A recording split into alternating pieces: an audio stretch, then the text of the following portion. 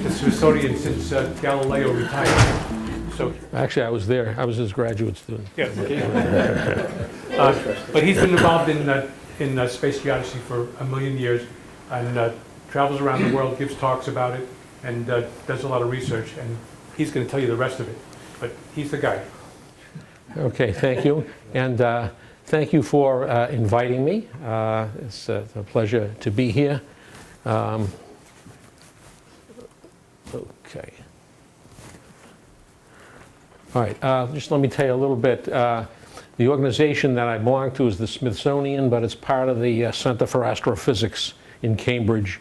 And the Harvard and the Smithsonian have been together in this endeavor since the middle 50s, and they actually formalized it in 1973 by forming the Center for Astrophysics. And most of the people there do astronomy. I'm maybe the one or two left that are doing space geodesy. So all the others are looking up, and I'm looking down. Okay, we're going to talk about space geodesy. And really, what the title of this really should be the application of space techniques to geodesy. So you'll understand. Wait a minute. Come back. Too fast? Yeah, yeah. Go back. Okay, so it's the science of measuring and understanding three fundamental properties of the Earth. Its geometric shape, its orientation, and its gravity field, and as well as changes in these properties. It uses sources external to the Earth. We use satellites, we use retroreflectors on the moon. We use quasars, so very distant stars. We use the GNSS systems, GPS, Galileo, Beidou, GLONASS, etc. What is GNSS? What does it mean? It's global navigation satellite systems. Okay, in other words, it includes all the similar to GPS, because there are a lot of others now, and in fact, there are more of the others than there are in GPS. And we use these to measure static and time-varying properties of the Earth. Of interest to us are to monitor the geodetic parameters and their variations, and right now we're working in the realm of a part in 10 to the 10th. So we're looking at millimeters at distances of the size of the Earth. Probably even more than that if you think in terms of the distance to the moon. Okay? And we're looking at it in terms of understanding science, some science about the Earth, and also how it impacts some issues in society. We'll talk a little bit about that. Now, we've got to... That's what Doris is? That's I'm going to explain it. Oh, Explain it, so hang on. Okay. Okay? Okay. If I get to the end and I haven't explained it, something that you need, tell me. Okay? Okay. All right? Just a lot of word acronym. Yeah, well, you want to know who you wanted to know who Doris is, I'm sure. Yes. All right. Now, we're using a lot of different techniques, so very important to all this is the establishment of a reference frame that everybody uses. So everybody uses the same center of mass of the Earth, everybody uses the same Earth rotation, everybody uses the same fundamental constants, relativity constants, etc. So it's really critical to making this work. So I'm going to talk about some of these properties that we measure and some of the tools that we use. Okay, everybody thinks that, everybody, I suppose if you live on the San Andreas It's not Fault. flat? Pardon? It's not flat?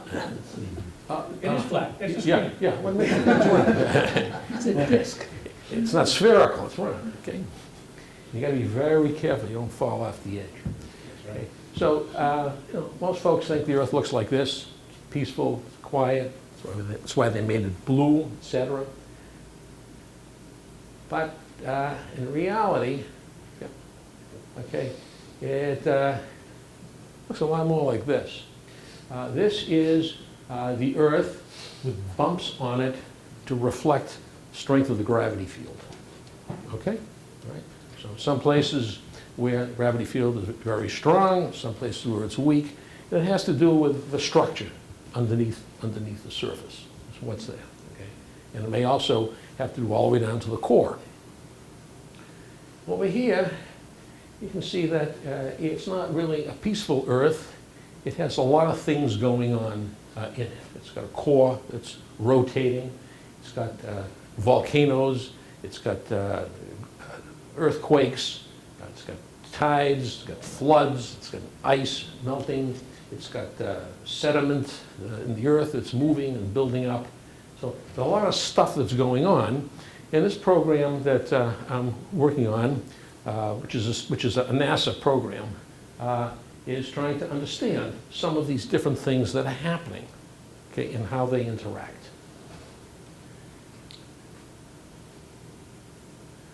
Okay. I hope you see this, because the test on Friday was going to include this. Exactly what I thought it was. All right. You saw all the wrinkles and bumps due to the gravity field. And in fact, we model that using spherical harmonics. Okay, and I think you probably all have some idea of what that is.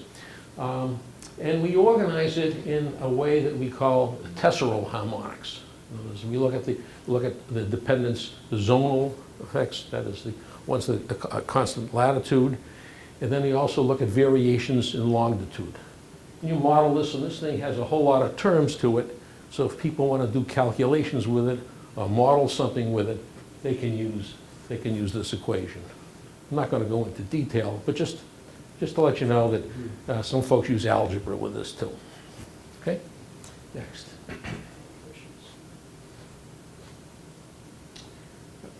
There are three areas that I mentioned, and this is one of the things I want you to remember.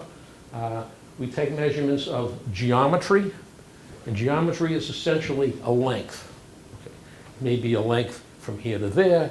It may be a length across the diameter of the Earth. Okay. It may be the height to a satellite. It may be the depth of the ocean. Okay. It may be distance from one point to another. Okay. And I'll show you some of those. So that's the geometry. The second is Earth rotation we look at. Okay. The Earth rotates. People say, well, the day is 24 hours long, but a lot of variations in that. There's also a historical change in that due to the fact that there are things going on in the Earth that influence that. And don't forget, if you change the moment of inertia of the Earth, and you've got constant angular momentum, okay, then the rotation changes. Okay. And the third one is gravity field. Okay, we measure gravity field to understand the structure under the surface. Okay, so I'll show you some examples of that. Okay, and once again, the thing that holds all this together is what I mentioned is the reference frame. Everyone's got to measure his stuff or whatever he's measuring in this reference frame in order for us to relate it. Okay, so let's look at geometry first. All right, in the Earth everything is moving. Someplace it's moving more than others, and guys get up in the morning and said, oops, we have a problem, something happened. Did that really happen? Huh? That's a picture. That's a real picture. Is that an earthquake or thermal buckling? That was an earthquake. Yeah. Yeah. Okay. So obviously that's got to be fixed, and but so the Earth is everything is moving. We know we have plate motions.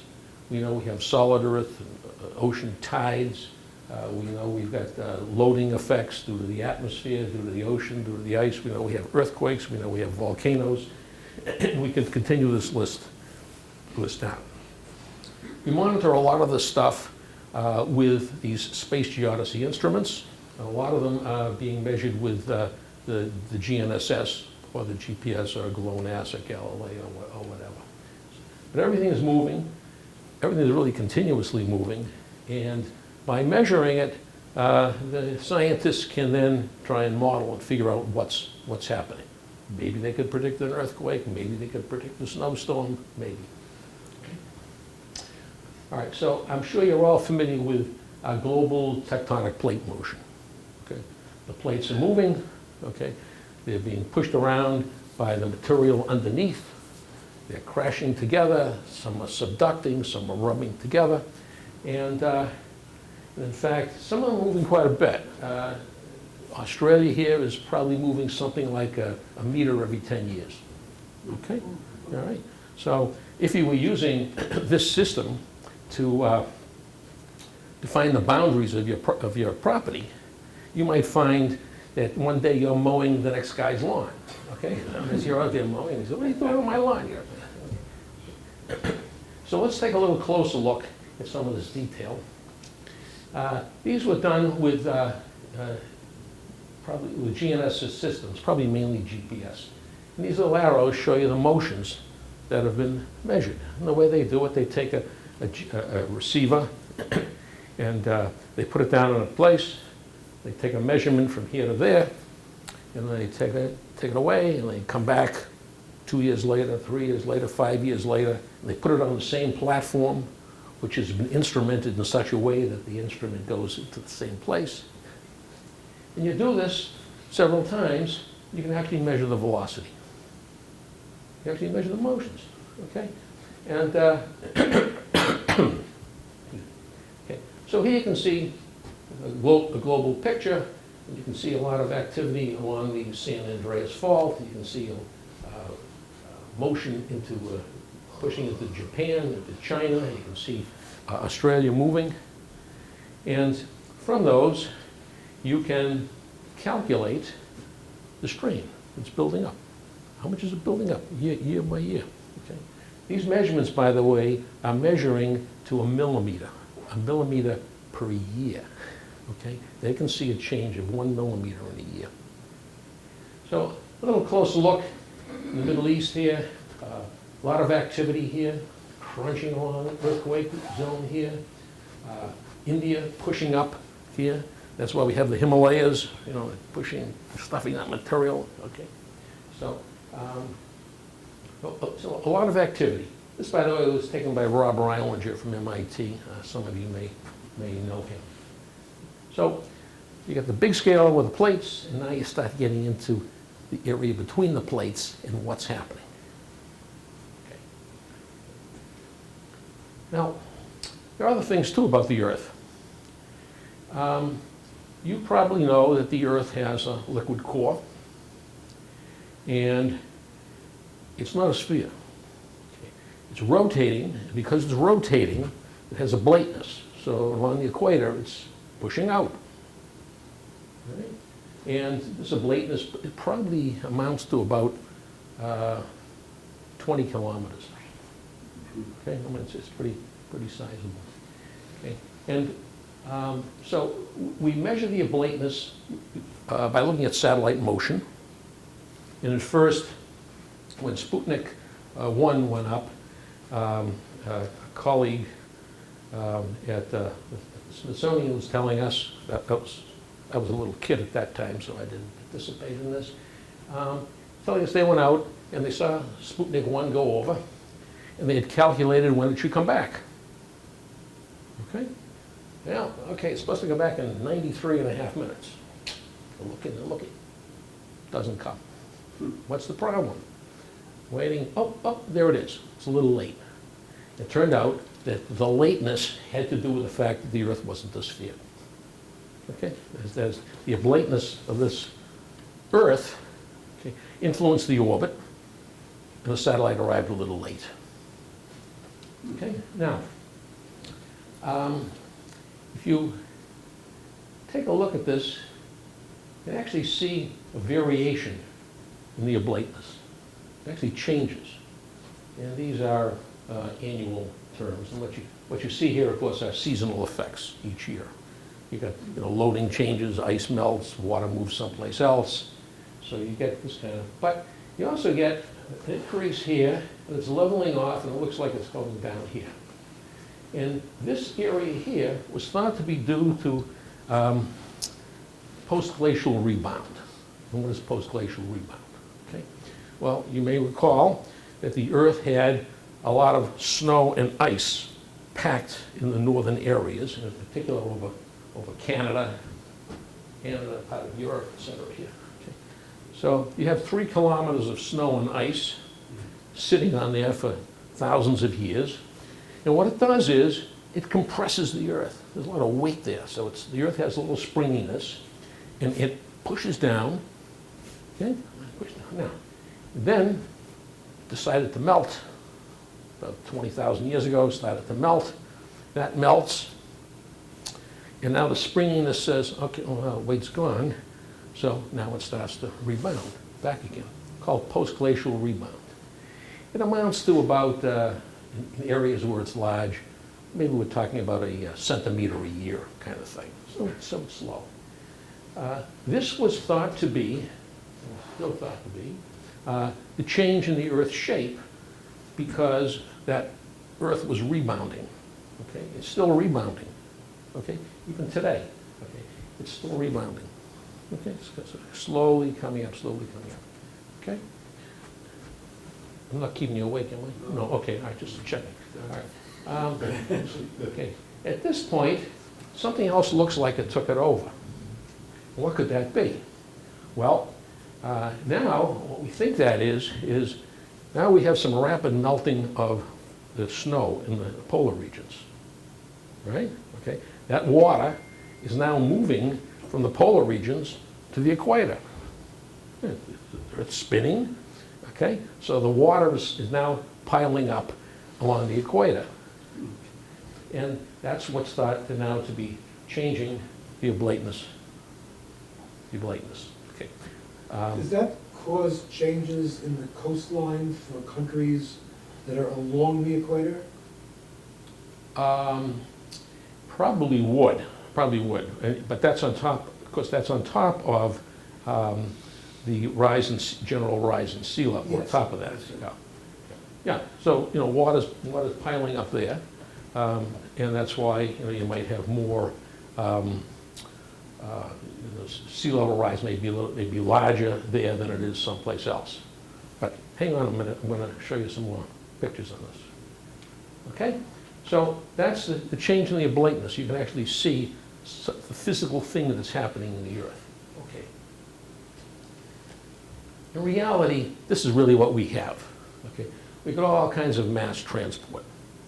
All right. Things are moving. First of all, we have volcanoes. We have crustal motion. We have water storage changing from one place to another. Okay. It used to be wet over here and dry over here. And now it's just the opposite.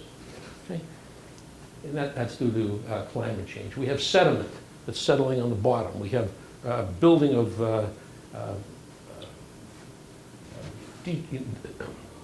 features on the bottom of the ocean. Okay, so we're all changing the distribution of mass on the Earth. And a lot of that has to do with the hydrological cycle. It has to do with the weather is changing. So we have a lot more humidity over here than we had over here. So all these things are going on, and the trick is, how do you decipher these? How do you separate the different effects out? Okay. All right. One of the tools that we use is the ocean surface altimeter. You probably heard of that, TOPEX and many other satellites. So here's a satellite. It has a radar altimeter. It's going over the ocean. It's looking down, okay? And it's measuring the topography of the ocean surface. Okay, so there's some bumps, there's some valleys, okay? And it's being tracked by ground stations around it, so we know where the satellites are. Now, this profile that it sees on the ocean, there are two kinds of things. If, for instance, we could turn off all the dynamic properties of the Earth, okay? All the things that are causing ocean currents and changes due to weather, et cetera, like that.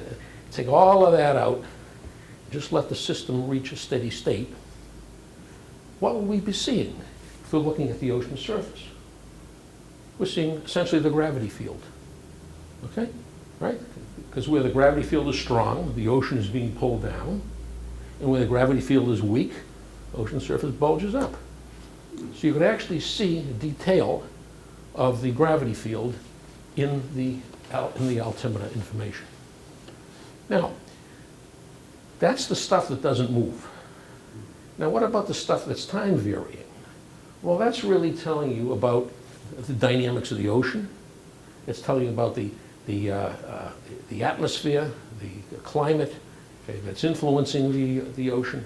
Okay. So you've got the steady state stuff, and you've got the time varying stuff. Steady state is essentially the gravity, and the time varying stuff is essentially all the hydrology, the oceans, the atmosphere, and everything else that's going on.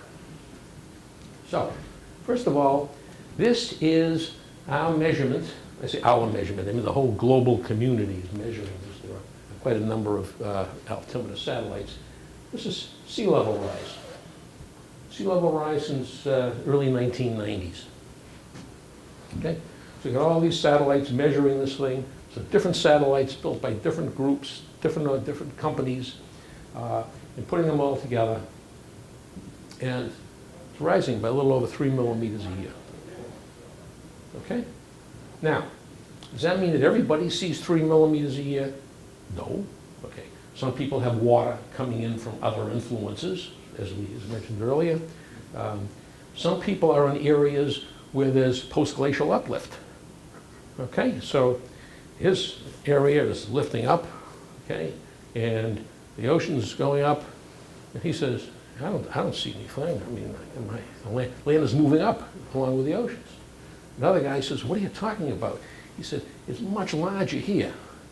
And why? Okay, because he's living in a place where they're taking stuff out of the ground. Maybe they're taking oil out of the ground. They're taking water out of the ground. Maybe there are natural processes. So in his case, it's amplified in a sense. The water's going up and his land is going down. Okay? So he's going to lose his seawall before the other guy is. Okay, so it's about 3.2 millimeters per year. And there's some structure in here, and I'll talk about that in a minute. Okay. Now, the other thing that we can do is we actually can measure a lot of the ocean dynamics. Okay, so this is El Nino.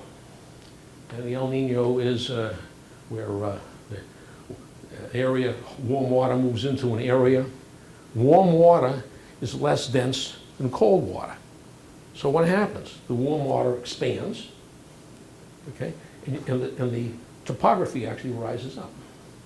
So in El Nino, you can actually see the ocean surface rising in that particular area, and it may be several tens of centimeters.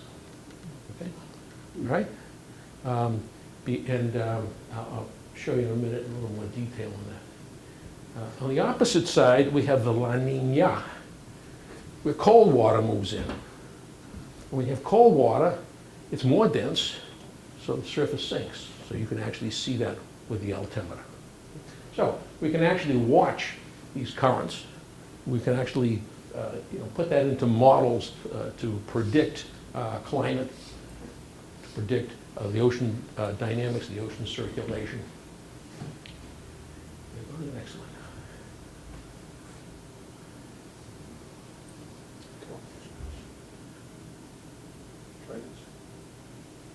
Okay, this is similar to what we saw. This is the La Nina here, you can see it. Yeah. And this is the El Nino, and you can see the scale is plus or minus 9 degrees. So pretty substantial. And we don't think of water as expanding, but large amount of water. Okay. Get a little bit of expansion. Okay, next one. Yeah, this I wanted to show you.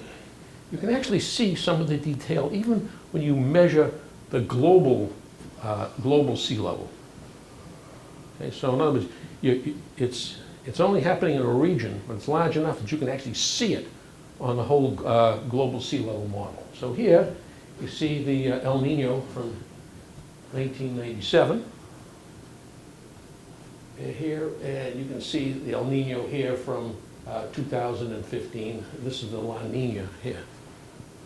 Okay. So it's large enough that even when you integrate it over the whole surface, you can still see it. Okay, well, you can also see features on the bottom. Yes? Excuse me. How much do ocean currents change those kinds of measurements that you have there? I'm going to show you. I'm going to show you that in a minute. Okay. Are you gonna get to salinity of the water? 'Cause that's gonna affect, No, I'm not going to discuss salinity. Okay.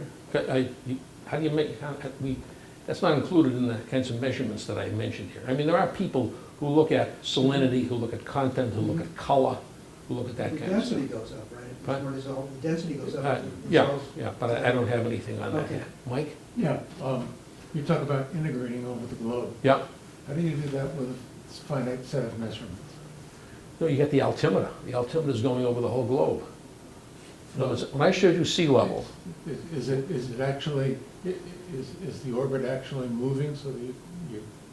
no. I've got a whole complex of satellites. Yeah.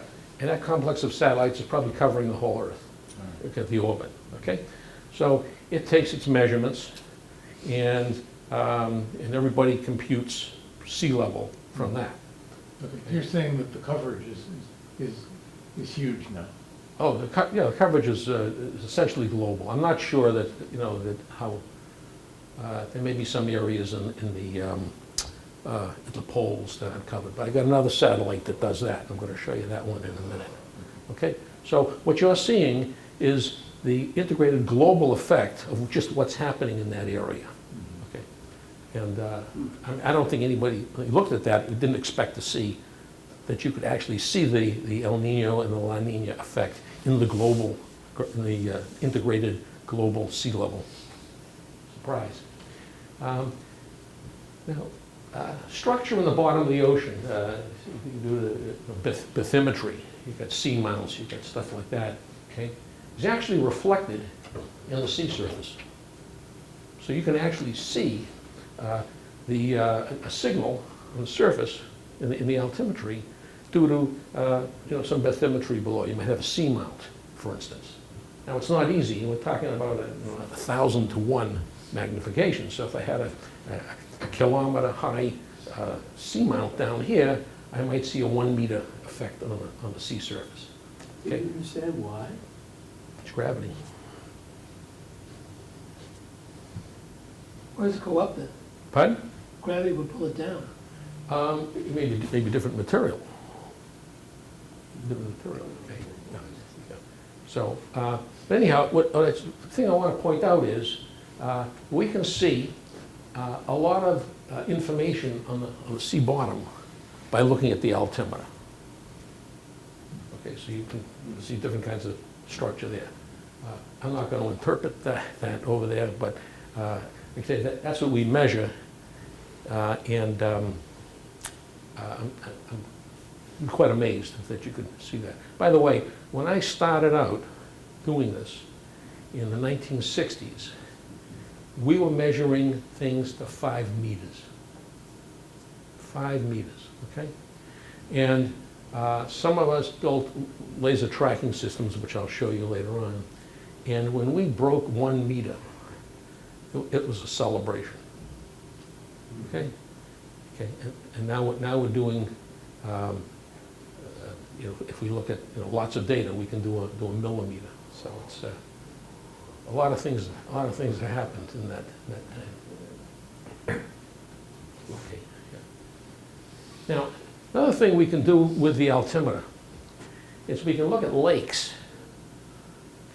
And here is an example in East Africa. And there are 3 lakes here. We got Lake Tanganyika, Lake Victoria, and Lake Turkana.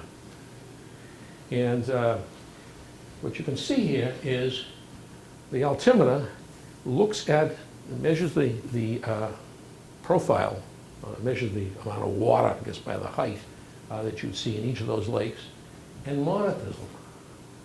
You can actually see how they're changing. Now, what happened is, this is during some rain that came from an El Nino. Okay? And what happened is, the weather pattern that resulted from that happened to bring a lot of rain here. And so, what you see is all of the lakes increased in volume at that time, and the water flowed out. over time. Now, they may have flowed at a different rate, maybe there are dams and things in there, so I don't know the details on that, but you can actually see, say, the water flowing out. So there's a way to actually monitor the water that's in these lakes and get an idea of what's happening and who's doing what. Okay, you asked a question about like the Gulf Stream or something like that, and when we get to that in a minute. So this is just another pictorial. I think I've used this before, but this allows you to watch how currents flow around land obstructions. So going north, if you have a land obstruction here, the current would flow clockwise, and in the southern hemisphere it flows counterclockwise, having to do with the rotation of the Earth. Let me see the next one. Now, I said that there was some other different kind of an altimeter. This one, this is IceSat. Okay. This uses a laser.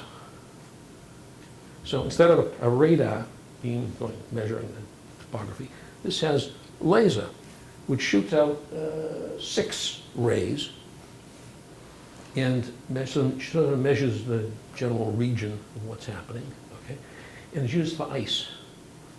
Okay, and also it's also used on some land, but it was made on ice. So it can monitor the change in the volume of the ice and in the profile of the ice.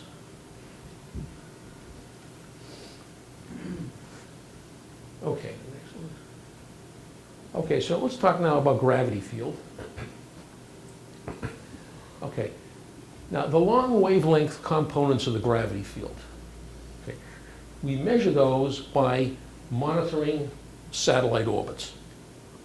Satellites, their orbit is determined by the gravity field that they go through. And if you have a whole constellation of all different kinds of satellites at different inclinations, different altitudes, and you monitor those orbits very accurately, okay, what you're going to do is you're going to get features from the gravity field. And so that we determine really the long wavelength features of the gravity field by tracking satellites. Okay? Now we want to move down a little bit. Okay. Now we're going to look at what we call the intermediate terms of the gravity field. And maybe you've heard of them. There are 2 different satellites, kinds of satellites that we use. First way that we measure the gravity field is 2 satellites with an accurate measurement of the distance between them and the velocity of any change between them. So they go over and they move because they're subjected to gravity field anomalies. The first satellite gets there, he sees the anomaly first, so that affects his motion. And then the second one comes along and he sees the motion. And by looking at how the distance and the velocity between the 2 satellites changes, we actually model what we call the intermediate terms of the gravity field. Now, what do I mean by intermediate? Well, the satellite tracking tends to give us terms that are down to about the height of the satellite off the Earth. Okay, so a satellite that's 800 kilometers above the Earth, what we see are the terms in the gravity field above that. Okay, that are longer than 800. Okay. This now is going to measure the intermediate terms. And I'm going to show you some of the effects that come out of that. Okay, so this is called the satellite-to-satellite tracking technique. This one, Goche, here, this guy measures the gravity field with a matrix of accelerometers that are inside the satellite. Okay, so he's moving along, and okay, he's influenced by different terms in the gravity field. He's moving this way, the vector's this way, okay? And by using that data, we can also measure these intermediate terms. Yes? Since the mass of oil, for example, is less than the mass of rock, does this mean that you can pick up gravitational differences when you go over oil fields and therefore find oil fields? Depends on the size of the oil fields. I don't know how big an oil field is. This, I suppose if it were a large enough oil field, you'll see the difference in the density. But you know, I mean, don't the oil companies use a gravity They use field? ground penetrating radar, I believe. Yeah. I use gravimeters. Yeah, gravimeters They just also. go right across the surface with the thing which measures the. Ground penetrating radar, Yeah. yeah, ground penetrating radar measures density of what's below the ground penetrating. So that's a little different from measuring gravity. Yeah, but I'm saying that you can also use gravity to be able to see that. Okay, I'm not saying they use one, I assume the oil companies use every technique they possibly can. Yeah. But you also have to consider, I mean, I don't know what the scale of an oil deposit is. I mean, you know, if it's got to be, these probably would not see it. I mean, he's not able to see anything, yeah. But if you could run the altimeter over that, if the altimeter would be able to work on land, then maybe you would see it. I don't know. Right. So, in developing the gravity field, as I mentioned before, the long period terms we get from satellite orbits, the intermediate terms we get from these gravity field missions, the fine scale we get from the altimeter, okay, especially over water. As I mentioned before, okay, the steady term in the profile of the ocean surface, okay, is due to the gravity field. All right, now, this is the Gulf Stream. And this is something that was put together using altimetry and gravity field together. So you can see it here. Here it is, along here. You can start to see structure here. So you can use those techniques to actually monitor how the Gulf Stream is changing. Okay, and sometimes you know that the Gulf Stream was further out, there are currents going up here, and that's what's warming Scandinavia. If that Gulf Stream decides to change its direction, some people are going to get colder and some people are going to get warmer. Right? And this is just, these are measurements that were taken many years ago to show you the change that happens over time in the Gulf Stream. This is latitude, and you can just see that this area represents the change in geographic location of the Gulf Stream. Now, you see the Gulf Stream, because it's moving, and because it's moving at maybe a little different temperature, it peaks up. So the Gulf, you can actually see the Gulf Stream here in the ocean, and it may be 50 centimeters high. Okay, and that has to do with Stokes' theorem. For those of you who remember algebra from sophomore year or whatever it was. Right. Okay. Next. Now, so this is a gravity field, and we showed this before. We've shown you the satellites that can measure some of these bumps in here. This is the zonal circulation, ocean circulation. Okay, so that's the circulation that goes around constant latitude, and it shows you some of these currents here, and so you can monitor those. This was derived using both gravity field and altimetry together. Okay, because more water changes the gravity, more water changes the height, so you put the two of them together. And they also help you separate out other things from the ocean surface. Now, this, of course, has great economic significance. If you have a large containerized ship that you want to send from A to B, you might want to know where the current is, because you might want to find the current that's going in that direction. I mean, running those ships, leasing them and running them, probably cost a fortune every day. So if you can cut a day off of it, it's going to save a lot of money. Now, we can also use the gravity field to look at water on land. Here's a case where we can look at the Amazon basin and this other water field up here, and you can actually see seasonally what happens over time. So, I mean, you're in a sense weighing the water that's there. You can see the buildup as you get into the rainy season. You can get the monsoons coming over here. So you can actually get that from the gravity field. And so you can study the dynamics of how that changes in the monsoon season or in the dry season or whatever else. Okay. This is also in the same vein, looking at the hydrological cycle. You can actually see from the gravity field, you can actually see how the water level builds up on the land. Okay. And this is actually a measurement of depression of the land due to the water. But the point I want to make is you can look at the change in the water level, okay, even as it's in the ground. Okay. Now maybe if an oil field were large enough of this size, and maybe you can see it. I don't know. Okay.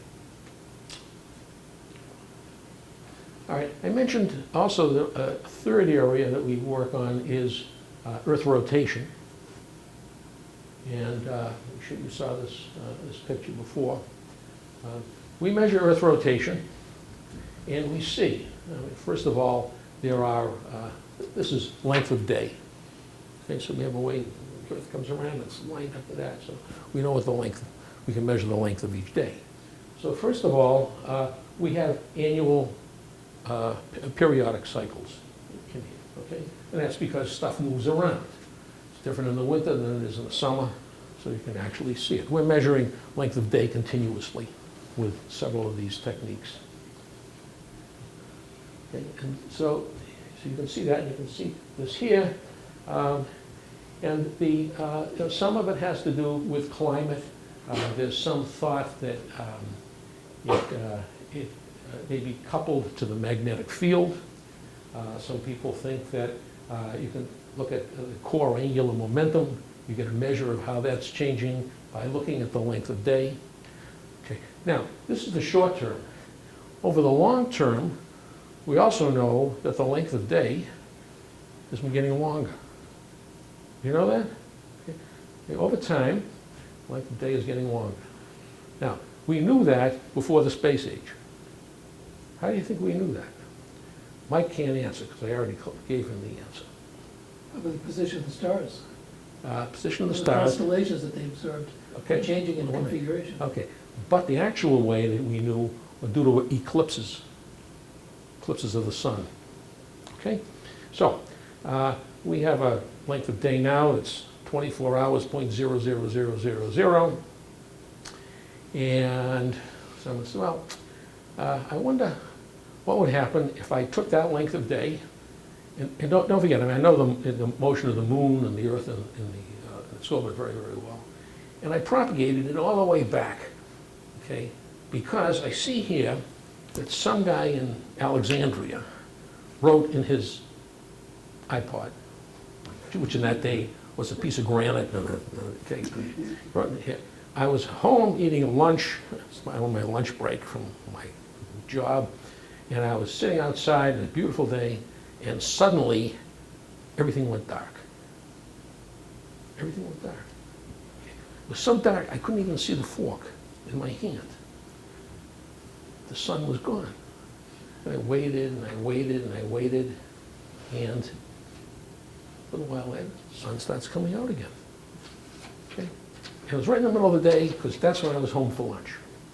Okay, so I said, well, all right, so let's take today's length of day, propagate it all the way back to 2,500 years ago, Alexandria was in nighttime. It was nighttime in Alexandria. This guy, if the length of day was as it is today, okay, this guy couldn't have possibly seen that eclipse. Anyhow, so then we factor in that, you know, the Earth was in a different orientation then. You go back, it turns out that the length of day is probably decreasing by, each day is maybe a second every 100,000 years. But if you integrate it all the way back for 2,500 years, 365 days, okay? So it's slowing down. And it's probably slowing down due to things like shallow water tides and things. You know, things are heating up and radiating out. So there's a mechanism. So if we wait long enough, we're going to look like the moon.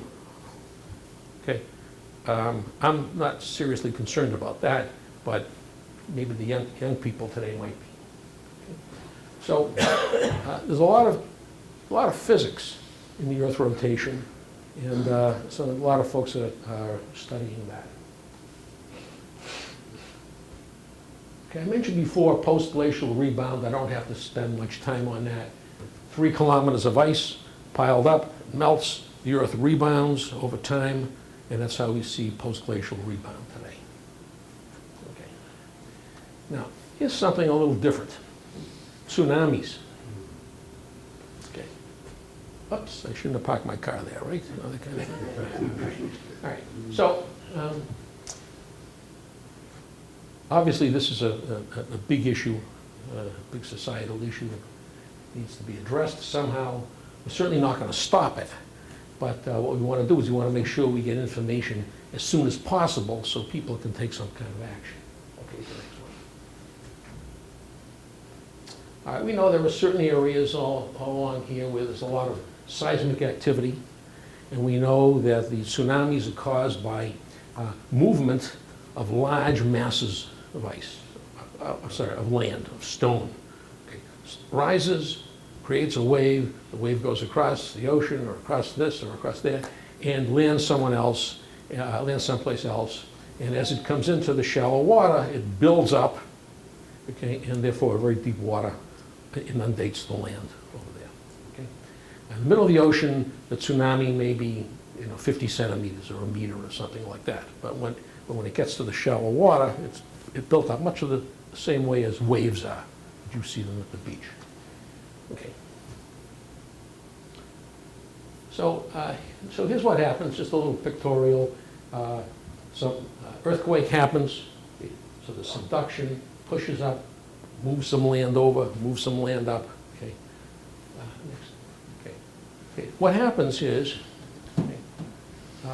that movement of land and even movement of the ocean, okay, actually sends a gravitational signal that influences the troposphere. I mean the ionosphere. Okay. Pardon? No, that's okay. And what happens is if you're looking through that portion of the ionosphere, you see a phase change. Okay. So, and if you have a lot of stations, a lot of GPS stations, GNSS stations, looking through the ionosphere at the same time, okay, some people will see it, some won't see it, and from those who see it, we can get an idea as to where that wave is going. We say, we have a big excitation, up, there's been a big earthquake, although people on the ground probably already know that. Okay. But that mass of water moving across, okay, is also now watched by those stations. And from that, what we're doing is building network, I should say building a network, using networks that exist, okay, to take that data and actually map where that wave is going. Okay?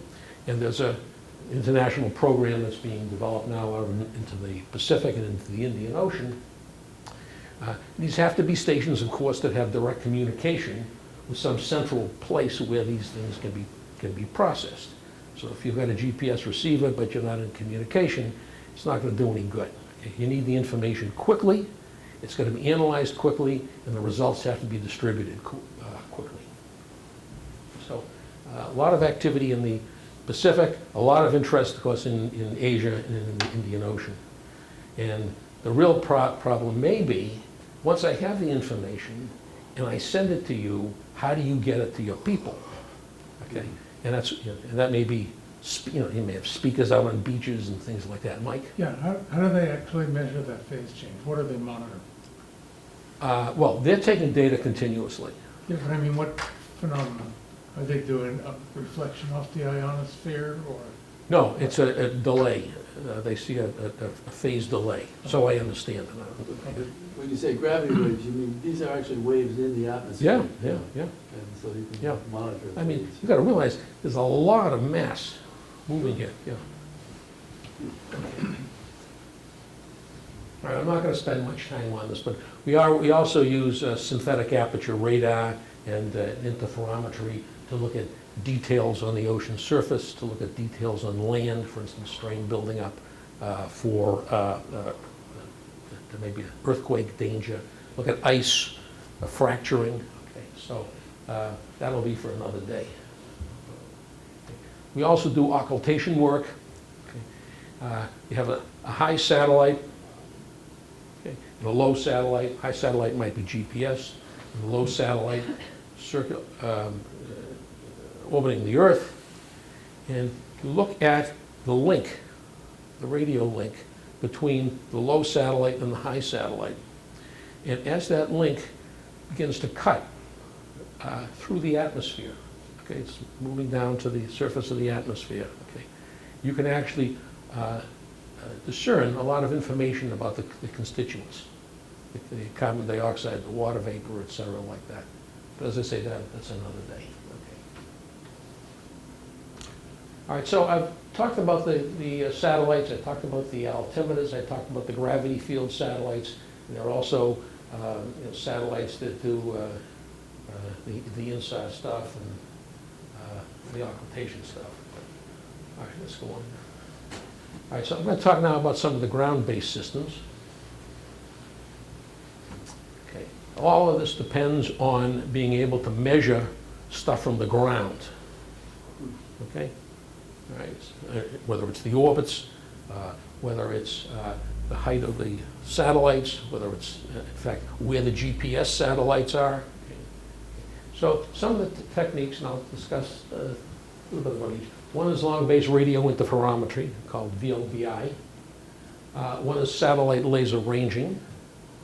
One is GNSS, and one is DORIS, and I'll talk about those. And we also use tide gauges and gravimeters, but I'm not going to discuss that today. All right. Well, GPS, you're all familiar with GPS, okay? And you have it in your car, you try to figure out where you are, when you take the next left turn or right turn. Well, there are ways of using GPS to extract a lot more accurate data out of that. You can actually determine, as I mentioned before, station positions over a month or so down to a millimeter using that. Okay, so it's using it a little differently, and I'm not going to go into the techniques of how you do that. But these guys have done remarkable, and there are these systems that are measuring this kind of accuracy now all over the world.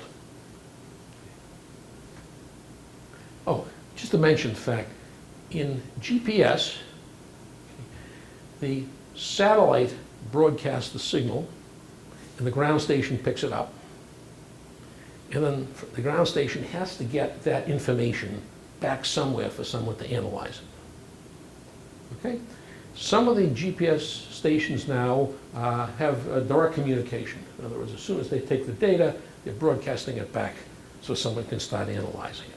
Because the problem was, how do you get immediate response on something? So if you don't have communication, the data is great, but certainly there are a lot of applications that you can't use it for. The DORIS guys, this is made by the French, the space agency, and they support a lot of European satellites with this. In this case, okay, they broadcast from the ground, and the signal is captured by the satellite. So that has the advantage that they got the data. They got the data on the satellite immediately. Okay, so a very, very fast response. And those antennas look a little different. They have a network the French have deployed. And they were able to measure the station position and orbits and center of mass of the Earth and polar motion. Very similar to what the GPS could do. Excellent. And there's this satellite constellation. And these are all active satellites. There are altimeters. There are satellites that are measuring all different kinds of properties in space and tracking it with this Doris satellite. Jason's an altimeter. There are gravity field satellites here too. Very long base radio with interferometry, a little different from the other techniques. In this, you need a network all working together, okay, of antennas. Okay, and what they do is, so here are two stations, two antennas. They look at the same quasar, and what they see is the incoming noise. Okay, there's noise coming in. And because the quasar is very far away, both will see the same noise signal. The way you take this measurement, and say you want to determine the length here or the length there, okay, the way you do that is you correlate two signals with very large bandwidth. So you got this one, and the two patterns will be the same, except they're displaced in time by virtue of the fact that they're different distances from the quasar. Okay? So it takes a correlator to work on the data from the two different systems.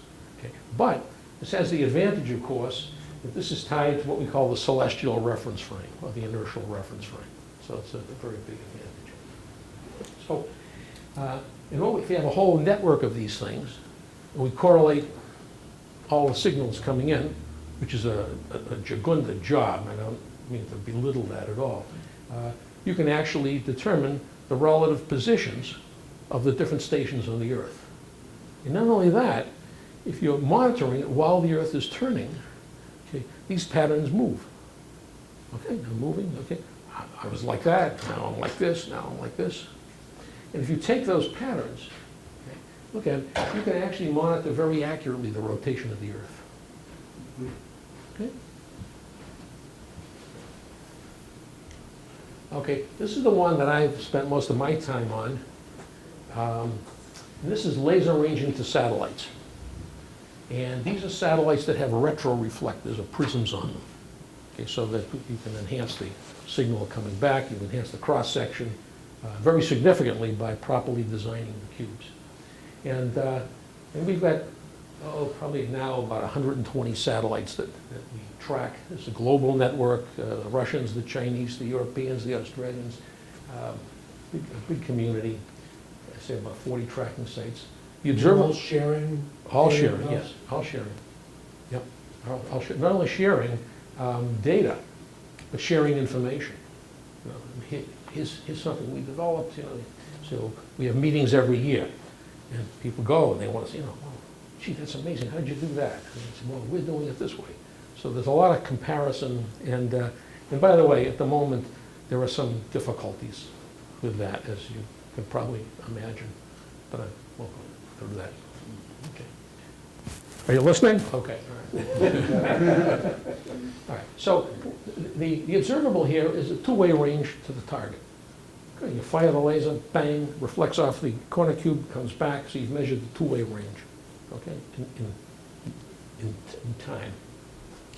But it's a passive satellite. It can be a passive satellite. It can also be on active satellites. The array itself is passive, okay, which means it can go for years and years and years. Doesn't have to worry about energy. I'll show you something about that in a minute. It's a simple range measurement, at least in principle. And of all the tracking systems, of all the systems that we use, this is the only one that's in the optical region. Okay, so we'll talk about that in a minute. Okay. And these are some of the arrays. This is a spherical satellite. It's used for dynamics, used for Earth dynamics. Very heavy satellite. Okay, so it has a very high mass to area ratio, so it's not affected too much by air drag. And if it's up high enough, it's affected even less. This is an array that would go on a LEO, a low orbiting satellite, built in such a way that you only see one cube at a time. And this is the array on the moon. Well, this is very important because, well, I'll show you this in a minute. All right, so this is how satellite laser ranging works. So the range is the elapsed time divided by the center of mass, divided by 2. There's 2 ways. And you have to make a correction for the fact that you have atmospheric refraction that's delaying the beam. So you have to accommodate that. You have to also make a correction for the fact that the array is not at the center of mass of the satellite. Because if you think about it, the dynamics that you're looking for are what's happening at the center of mass of the satellite. So you have to make a correction to get your range measurement to the center of mass of the satellite. And that's something you measure before the satellite goes up, you model it, or whatever else. And then there's some calibrations that you have to do. So we're looking at millimeter precision now. I'm just saying we can range out to the moon. In this case, contrary to the VLBI, or more like the others, each station works independently. They set their own schedules. And we have some very long-lived targets that we're still using. We have targets that we're tracking now that are over 50 years old. They're launched. Yeah. Now, the satellites, though, are changing their position over time, right? Aren't they slowly falling down towards the Earth? Yeah, yeah. But you're monitoring that. You're monitoring that, right? Okay. I mean, so if you have satellites and you're monitoring them with 20 stations and you're getting data all the time, I say all the time, you're getting data every day, okay, you're actually monitoring that, and by that time you've modeled very well the forces that are on that satellite. I don't do that. Somebody else does that. Yeah, there are some targets that we're tracking that are over 50 years old that are terrific because we're looking at long period perturbations in the Earth's system. Okay, next.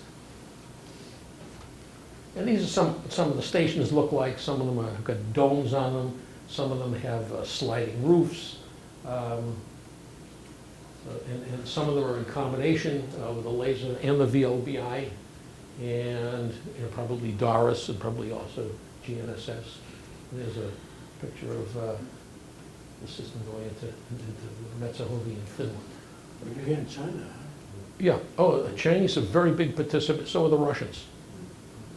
Okay. We're not going to that one too often now, are they? Which one? Well, let me. Yeah, funny. I mentioned before that we have meetings every year where people come from all over the world. The meeting in November at the moment is not in Wuhan, but it is in Kunming, and so we're trying to decide, what we want to do. That's not so funny because I've got a meeting at the beginning of May in Europe. Okay, we're going to have 25,000 people at that meeting. Okay, so I think some big decisions will be made long before I have to worry about Kunming. Can you avoid that one like the flag? Well, that's not a joke. Yes. Is it significant or important where you locate these stations, or can they just be located wherever? Yeah, very good question. First of all, if you have lasers there, you want someplace that's not too cloudy. Okay. You also want it, if you can get it, on stable bedrock. Okay. In other words, you don't want to confuse local motion with the motion of the plate. You can get some local motions. Oh my gosh, I've discovered a new effect, the so-and-so effect. And it turns out, the thing was just falling away. Yeah. Okay, so yes, you also need communication, you need logistics. Okay. And it's not easy because there are a lot of places in the world that are very, very hard to get to. And in fact, having the Russians and the Chinese join us, which they did 20 years ago, maybe even more than that, made a big difference. Okay, that's a lot of land that you weren't covering before. You also have a problem in a lot of areas, water. Okay, now what do you do in water? Well, you search for islands in the, okay? So that's why places like Hawaii and Tahiti, you know, are very important in this program. The other thing is people like to go to those places, okay? Okay. If you said, well, we're going to put one in at the South Pole, you probably wouldn't get as many volunteers. It's okay. Are these stations manned? Yes. Person. Person? Person. Although, I must say... Are they humanoids? Yeah. Although I must say that more and more automation is being folded into this. So some stations, for instance, can run for a shift, 2 shifts, maybe even a day, okay, automatically. Okay, that's got a lot of benefits. Of course, it means you have less people. It also has a problem because sometimes there are decisions that can be made if a person is there that can't be made by the machine. But anyhow, for cost reasons, you certainly want to automate this as much as you can. One time, we used to run shifts with 3 or 4 people at a time. Okay, now we're running them with one person. Yes? How often do they take samples? Some of these run all the time. Continuous? Pardon? Continuous? Yeah, you know, some guy's got to go to the bathroom. I mean, there are things that happen. Also, there are funding limitations, though. So for instance, the station in Australia, in the Yarragadee, probably runs 4 shifts. Okay, some of them can only run 2 shifts. It's a money issue. That's usually it. Although I have to say that it's not the virus, guys, don't worry. Although I have to say that some stations are not doing well. I'll just leave it like that. If you need one more detail, come and see me afterwards. Okay, let's go next. These are the satellites. The top ones are what I call the geodynamic satellites, the spheres. These are the LEO satellites that have the altimeter, the gravity field, relativity measurements, and all other kinds of measurements. And there are also some space engineering satellites that we support. People who may be trying new techniques, people who might be trying new designs of the satellites or whatever. And these are the GNSS, the navigation satellites. Okay. We also do lunar ranging. The groups that study lunar dynamics, you've all seen these. Those are the 5 reflectors on the moon. 3 of them were landed by Apollo. 2 of them were landed by the Russians that were French-made arrays. There's a picture of the array. There's a picture of the lunar cod. Here's the French station ranging to the moon. This is not a reflection from the moon. This is an atmospheric effect. Okay. Did the Chinese put one when they landed on the dark side? On the backside, it wouldn't do any good if they did. Well, you still can see the backside of the moon. No, we get the backside when we're no moon, right? No, No, never. no. Need a satellite around the moon. The backside's The moon painted black. is not You can't see it. rotating. It goes like this. It's painted black. Yeah, so you never see the back of the moon. It rotates so that it keeps always All the right. same. Yeah. So just give me 3 seconds. Sure. We see phases of the moon, Yeah, and so when we don't see a big bright thing in the sky at night, yeah. it's nothing there. It just means that the sun isn't shining on it. Right, and but that means that the dark side of the moon is facing us, isn't that No, correct? no. No, it's not dark in that sense. The dark side, the far side of the moon is the term. And it's rotating exactly in concert with its orbit, so that it rotates, it's all, the same side of the moon is always facing the Earth. So full moon, the sun is shining on the face. Yeah. New moon, the face has turned around so that the sun is shining on the back of the moon that you don't see and have never seen. But now you're looking at the face of the moon and it's dark, but it's the same face. Same point of the moon that puts the It's on there. Earth. Okay. the Different road- lit up yeah, different okay, way. all right. Different day. Come Get a come afterwards. flash. We'll draw a diagram, okay? I'll sign up for the advanced course. Yes, okay, all right. Menial Let's get to the next. Okay, I want to talk about co-location of techniques. I'm sorry, does someone else have a question? Mike, how much more material do you have? Just looking at the clock. 10 minutes? It says All 10 right. more slides, Okay, how many more? 10 more. 10 more, okay. Co-location of techniques, and I can go through this pretty quickly. Okay. Now, the thing that makes this work and gets everybody into the same framework is that you have to connect the observations. So we have what we call co-location of techniques. Okay. All right. And so we try and co-locate as many of these techniques as we can. Yes, sir. Apropos of measuring the distance to the moon, I've read in several places that it's moving away from us at about, out of 3 inches or centimeters Yeah. a year, and in 23 million years it'll be gone. Are you worried about it? No, it won't be gone. No, it'll be around for a long time. Well, that's a long time. Yeah, yeah, In my yeah. frame, is it moving away from us? or- Yes. Yeah, but it's a small amount, you don't have to worry. You don't have to worry about it. And we measure that change. Right, but eventually, that means it will fly off, doesn't it? A long, I long think it moves time. out, it turns around and comes back. And then No. it No, breaks up. It moves out because of tidal. It's not in our Yeah, lifetime. yeah, Right. yeah. 23 million Speak for years, I'm yourself. not Yeah. kind of worried about Hey, it. you know, I asked. Yeah, it's moving out. We actually measure how much it's changing. I say we, some of the scientists measure how much it's changing, and it'll continue to move out. How large is your group? You know, Oh, the there, whole Smithsonian. oh, Smithsonian? Me. Oh, just you? Just me. And I can tell you that story later on if you want to hear it. I'm the only one at the Smithsonian, and when they closed up our activity, we had a large activity. We had 100 people. One conversation, please. We had 100 people involved in satellite tracking and analysis of satellite tracking data to study the Earth.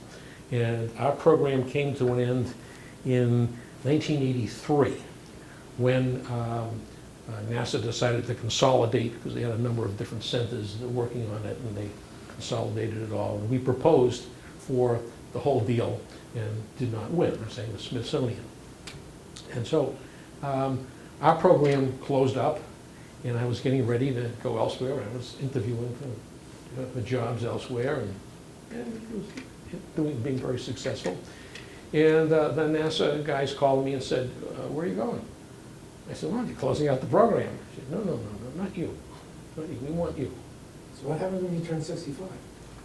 When I turned 13 years ago, nothing. What would happen?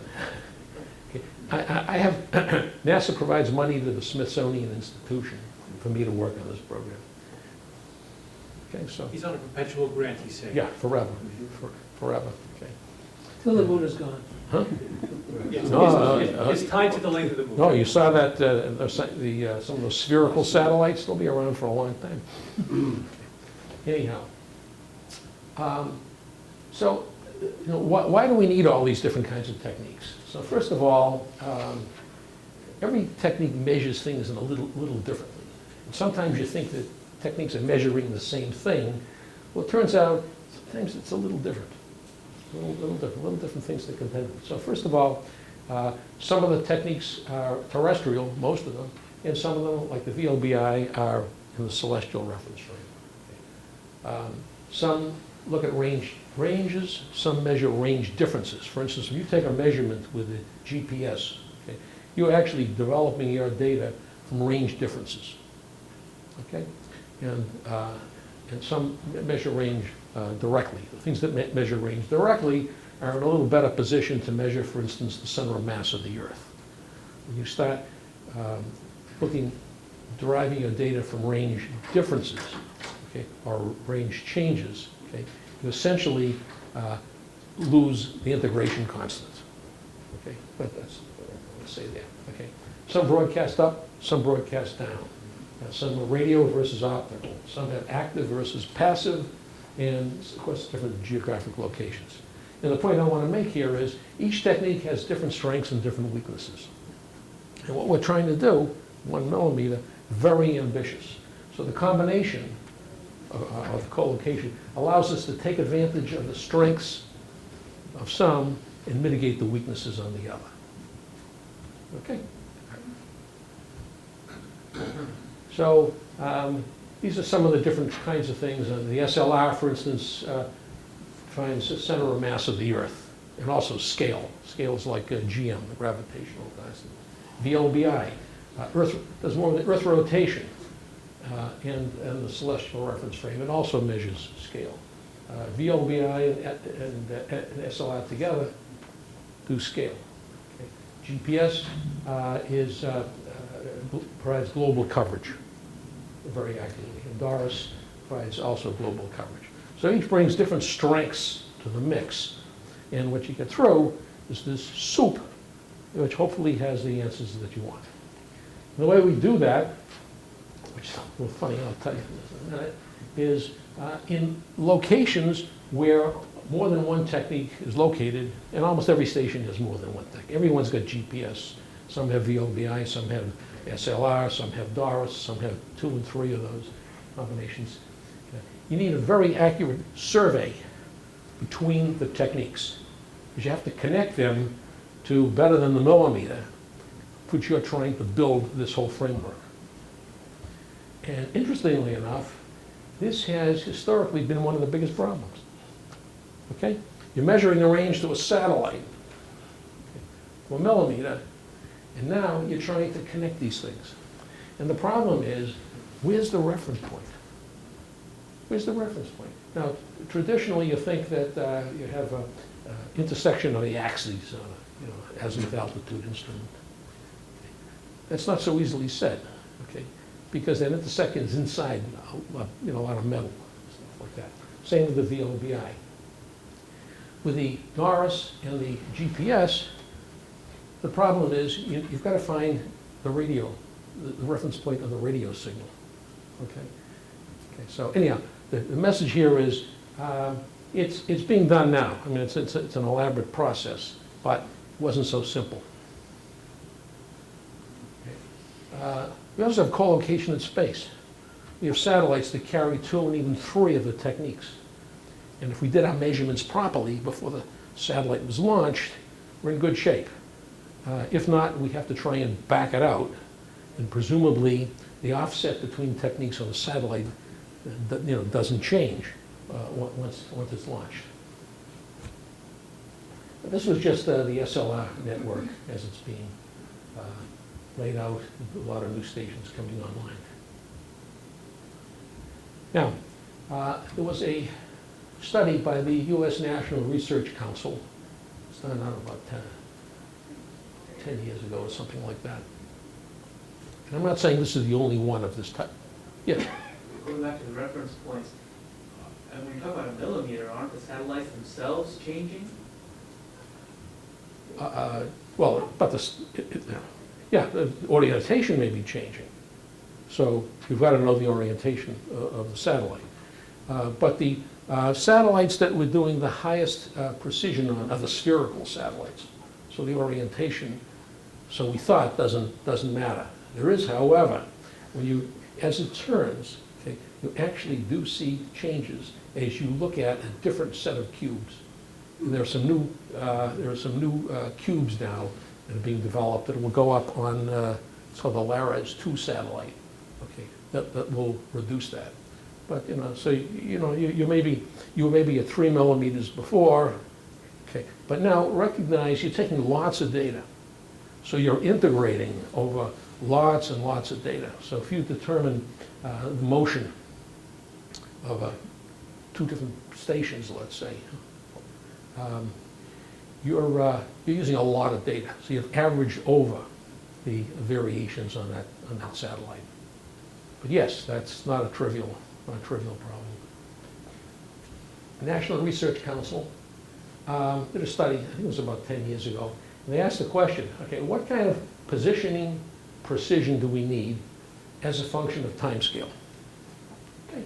So over here, there's this, we have things like aircraft navigation, aircraft landing, car navigation, some of the autonomous systems, space weather, and things like that. Okay. So some of these are in the meter level, but you need to know information in seconds. Go on, my aircraft will land better than a meter. Well, let's not argue with them, so it's a habit. 10 years ago. You know, I think, you know, the problem is you gotta get to where the pilot, you can see it, plus the pilot has altimeters and things on the He's just aircraft. gonna drop the last meter. Yeah, okay, yeah. Question. Yes, I see the ocean navigation. There's a TV program called Empty the Ocean. Would that be something that gives you information about, in other words, I just reminded that Empty the Ocean is using underwater robot. oh, Would yeah. that give you something? Sure, there are ships, Accuracy. there are ships that are people that are, you know, monitoring things from airplanes, et cetera. This was the question of what could space techniques, okay, what could space techniques contribute? It's not to say that nobody else is contributing to these, okay? All right. In other words, we were developing techniques. Some of these techniques were developed for years and years ago. Very accurate geodesy was developed for other applications, let's say. Okay. And the question is, could they also be used for, you know, civilian applications? Okay. So if somebody else had another need, and you know, for instance, the altimetry, okay, very important to the Navy. Okay. Where are you gonna hide your submarines? It's not only that; it has to do with launching something from a submarine. Yeah. Okay. Anyhow, so let's yeah. And the most stringent item, but one that we have plenty of time and that we can monitor over plenty of time, was sea level. Okay. So the ultimate accuracy, and they said you need a millimeter to do that. Okay, so you said, oh, a millimeter. Sure, what do you need? Okay, just right. So that's what we're working at now. Sea level to the sea level. So all the measurements to the millimeter level. I mean, it turns out that there are other things that are not far behind it. So it's you know, seismic hazards and earthquakes and everything else like that. So that's where we're working toward. And there are others, of course, who are interested up here. Okay, not quite so accurate, but they need it fast. Okay. So I want you to remember this. If you don't remember anything else, we have 3 areas that we work in: geometry, measure the lengths; Earth rotation, rotation of the Earth and perturbations; and the gravity field. And we need this reference frame for all to hang together. Ready to move? Oh, okay, so thank you for your attention. I hope you learned something about space geodesy. Very well. When the big tsunami hit Japan and moved it, did all of the systems reconcile properly, or were they, you know, calibrated so they would all reconcile and get the same common agreement with what happened? Because Japan either moved north or south when the tsunami hit it. The speed of orbit of the rotation of the axis, the speed of rotation of the Earth changed. Okay, let me put it this way. If there are stations and the stations survived, okay, so the stations, will, after the event is over, okay, you take the data. If the station has moved, then you'll see that. No, I was wondering if the other stations all reconcile, the data reconciled together as they should. They should all agree with what just happened. You mean all around the world? Yeah. No, each station takes its data. Okay, and yeah, so you know the Earth itself may have changed. The moment of inertia may have changed. So you might see it in the Earth rotation, for instance. Because you have multiple measurement systems. It's sort of like having 2 watches. Sometimes you don't know what time it is.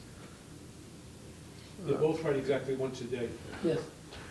So I'm not sure I If understand. you have multiple systems for measurement. Yes.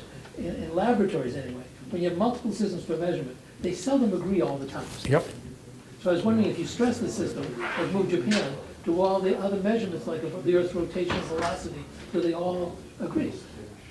You will, yeah, certainly, I mean, in In theory, they should agree. yeah, in the whole integrated Earth, if something changes, all the systems will see it. But I wonder if they did see it and accurately, and would reflect the same thing.